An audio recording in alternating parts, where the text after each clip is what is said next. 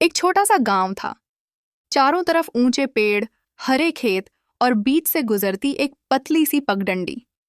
उसी पगडंडी के किनारे एक टूटा फूटा मिट्टी का घर बना हुआ था। उस घर में रहते थे एक बूढ़ा और एक बुढ़िया। गांव वाले उन्हें श्यामू काका और गीता काकी के नाम से जानते थे। दोनों की उम्र बहुत ज्यादा हो चुकी थी। शरीर कमजोर था, आंखों की रोशनी भी कम हो गई थी, लेकिन दोनों के दिल में एक दूसरे के लिए बहुत प्यार था। गरीबी उनके घर में थी, लेकिन उनके रिश्ते में कभी नहीं थी। हर सुबह सूरज निकलते ही दोनों अपने पुराने कपड़े पहनकर गांव के खेतों में मजदूरी करने चले जाते। कोई उन्हें घास काटने को कहता, कोई लकड़ी उठवाता, तो कोई खेत की मिट्टी साफ करवाता। दिन भर मेहनत करने के बाद उन्हें थोड़ा बहुत अनाज या कुछ रुपए मिल जाते, जिससे किसी तरह उनका घर चल रहा था। शाम को दोनों थके हुए घर लौटते और चूल्हे के पास बैठकर सूखी रोटी खा लेते। फिर भी दोनों खुश रहते, क्योंकि उनके पास एक दूसरे का साथ था। एक दिन शाम के समय दोनों काम करके वापस लौट रहे थे। आसमान में काले बादल छा चुके थे। हवा तेज चलने लगी थी। गीता काकी बोली, ओ जी, लगता है आज जोरदार बारिश होगी। जल्दी घर चलते हैं। दोनों तेजी से कदम बढ़ाने लगे।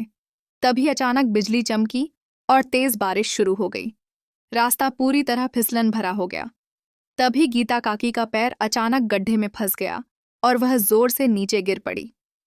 अरे गीता! श्यामू काका घबरा गए।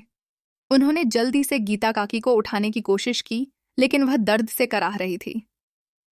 लगता है मेरा पैर टूट गया, गीता काकी रोते हुए बोली।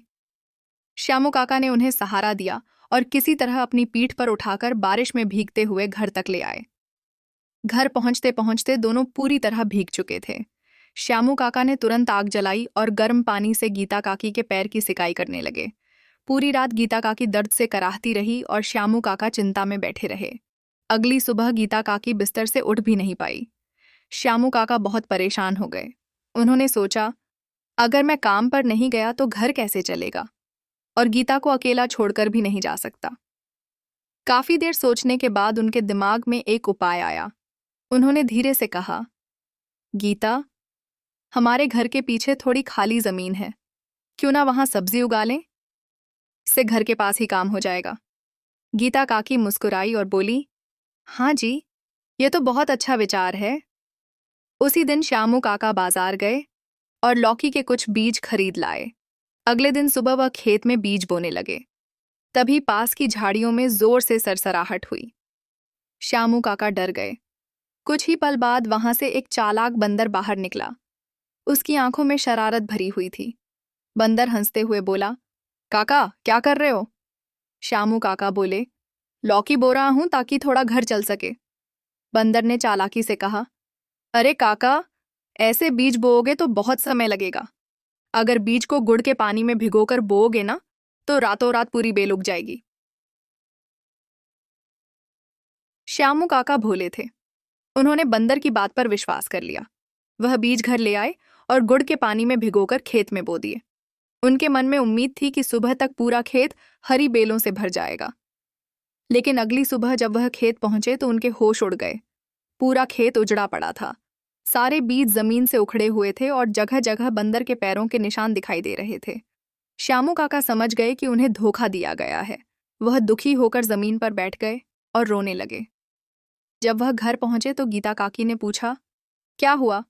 श्यामू काका रोते हुए बोले, उस चालाक बंदर ने हमें बेवकूफ बना दिया, सारे बीज खा गया। गीता काकी ने कुछ देर सोचा, फिर मुस्कुराकर बोली, अब उसे सबक सिखाने का समय आ गया है। उन्होंने धीरे धीरे अपना प्लान बताया। श्यामू काका सुनते रहे और फिर उनके चेहरे पर भी मुस्कान आ गई।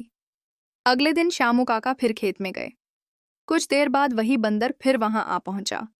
उसने हंसते हुए पूछा, काका, आज फिर बीज लाए हो? श्यामू काका बोले, अरे बंदर भैया, तुम तो बहुत समझदार हो। गीता ने तुम्हारे लिए आज घर पर गुड़ वाली मीठी रोटियां बनाई हैं। रात को जरूर आना। बंदर की आंखें चमक उठीं। उसने सोचा, आज तो दावत मिलेगी। रात होते ही वह धीरे धीरे श्यामू काका के घर पहुंच गया। घर के अंदर हल्का अंधेरा था। जैसे ही बंदर अंदर घुसा, धड़ाम, दरवाजा बंद हो गया। अगले ही पल गीता काकी लाठी लेकर थी ना, और फिर दोनों बूढ़ा बुढ़िया उसे लाठी से मारने लगे।